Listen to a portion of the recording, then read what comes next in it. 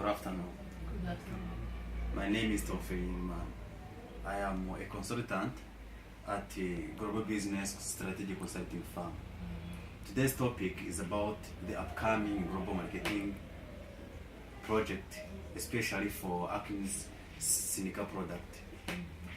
And the main points that we'll be focusing in this presentation is the potential challenges of marketing Atkins Seneca brand in the global context, and the global expected potential benefits of marketing Atkins Seneca brand in a global context. So without going so far, allow me to start with the challenges, the expected challenges or the potential challenges. Starting with global marketing strategy itself, it's a challenge because it requires the companies to adjust their product to meet the local demand. Specifically, I will use the 3 A's from Game Award 2017, where he said companies use different methods of creating value to their product. Especially talked about aggregation, arbitrage, and adaptation. Saying adaptation refers to the way of exploiting the differences among people's preferences. Sometimes, he said, sometimes we find products somewhere at low cost and then buy them and we go to sell them where they are highly demanded at high price.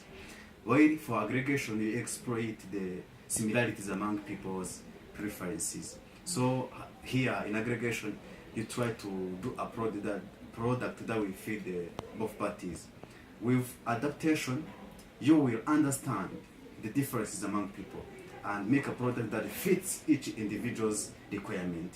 That's why this global marketing strategy is the one first challenge. First, you have to understand the similarities and differences of each targeted market that you want to sell to. But to overcome this, when moving to China, there are multiple cultures, there are multiple requirements. But I would advise you to use aggregation because you exploit the similarities. So specifically, I would recommend you to market as there is no borders. What does this want to mean? It's like marketing, like if you are posting, if you are using television or radio ads or website ads, never mind about cultures, about differences. No, mind the awareness of your product. The second is the consistency in the brand culture. Specifically, when the product is known for a certain brand, it's better that brand is consistent, is repetitive. According to Martin 2016, it is better to maintain such a brand because it will help people to easily identify your product. The second challenge is to identify the target market.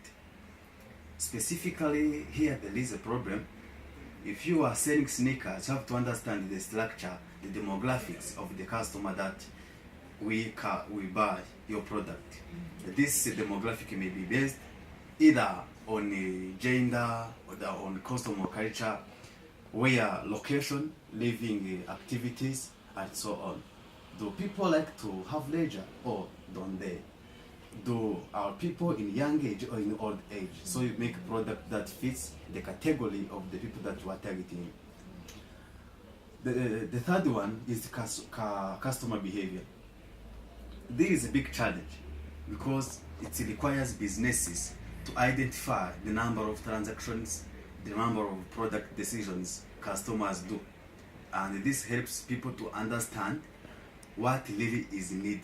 And it's an opportunity for business which we need to start because they understand customers been buying this and this and this and this, missing this and this and this and this. Then they make an offer based on these daily decisions. This is customer behavior.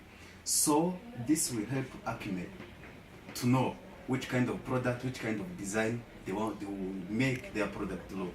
According to Showfield 2017, this will help Acme to understand more about their potential customers. Now, the fourth challenge is social media marketing. Currently, globalization has led to expansion of companies from national to international, but which is really the marketing tool that is fit the targeted market.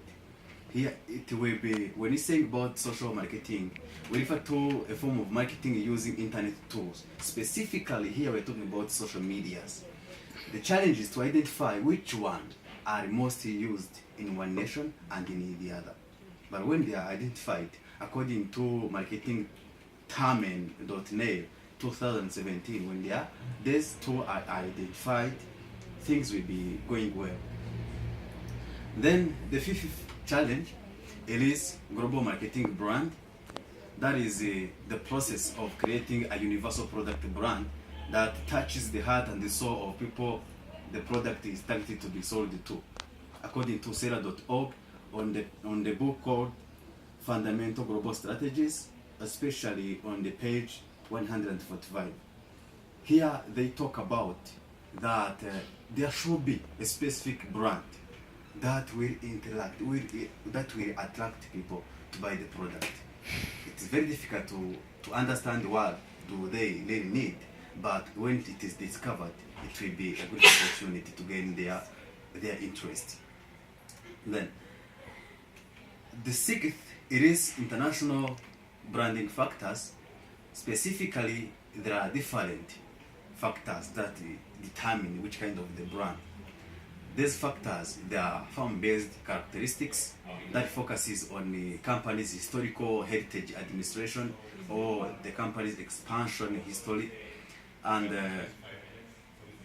mainly, I want to focus on this because some companies choose to establish certain brand according to their history background or according to how it is organized, how it is started and how it expanded. And then there is a product market factor.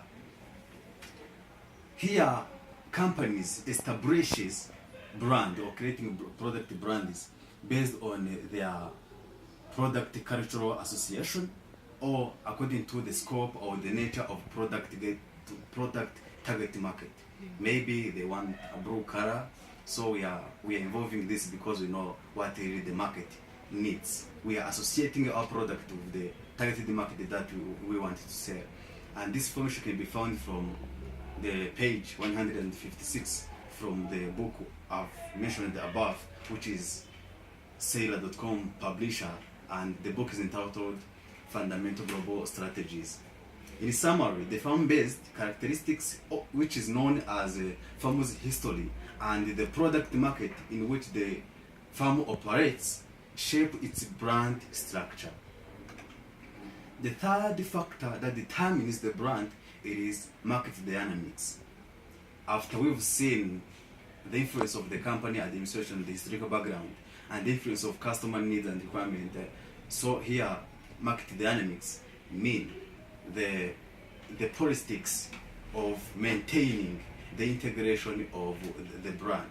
It means sometimes we need to change the content, but there is the original structure and have to make a decision according to maintaining that framework, to maintain that template of the brand that we've made above.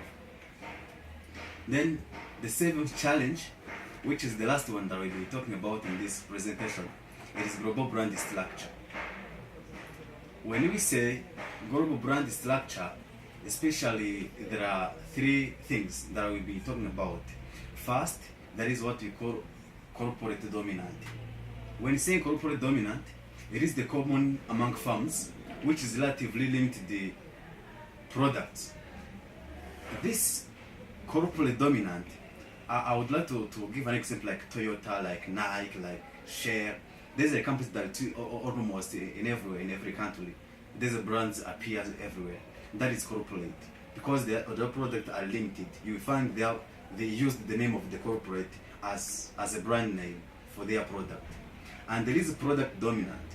Product dominant brand structure refer to the type of brand structure that is used by companies like Akzo, Nobel, with multiple national or local brands that have expanded internationally by leveraging their power brands. Specifically, when saying this, we find some companies like let me give you our company that is Azam.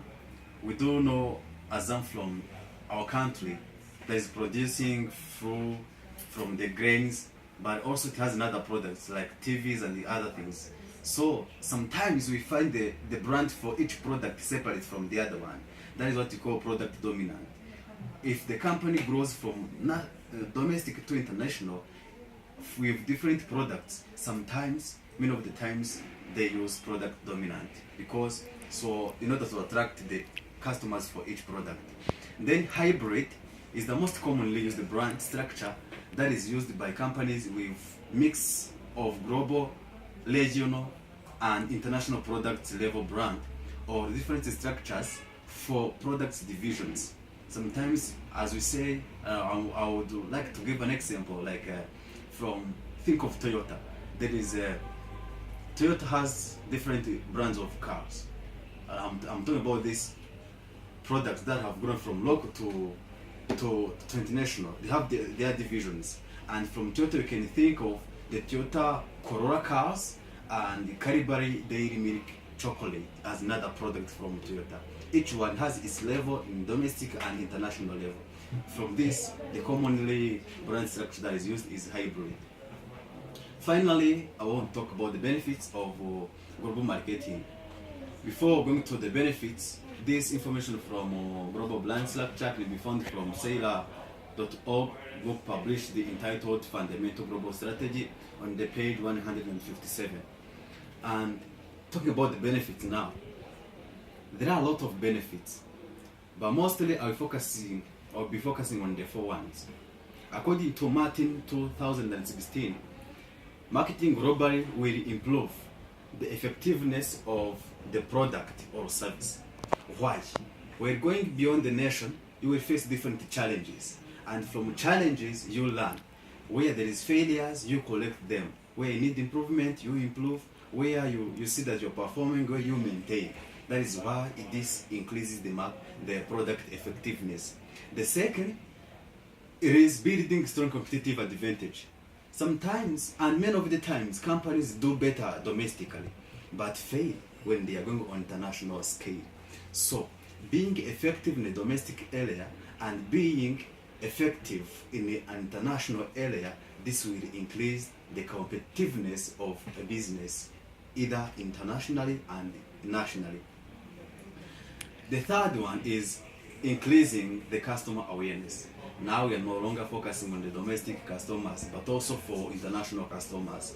So when just going beyond will increase people who know your product and many of the times keep track of what is the new offer according to either for Facebook posts I've seen in the social media uses, according to the email subscription, product ads, and so on. People will be interested not only domestic but also internationally. That is the awareness of the product as a benefit for going beyond the boundary. Now, moreover, I want to talk about reducing cost and increase your saving. Specifically, I will come back to the information from Gaiman Watt 2017 about 3 A's strategies for global value creation. Here I'll be focusing on aggregation. After you've understood the similarities between the needs, the preferences of domestic customers and the others from foreign countries, you will produce the product that fits both of the people. So this is what helps them. You increase the sales, but the cost of production reduces because the formula for production is the same. So mainly, these are the main topics we've seen about, the challenges of going beyond the country, going beyond the boundary of the nation, and the benefits expected. Thank you very much for your attendance. I hope that when you're going beyond selling Atkins sneaker brand, you will be successful according to what you've learned. Thank you. Thank you.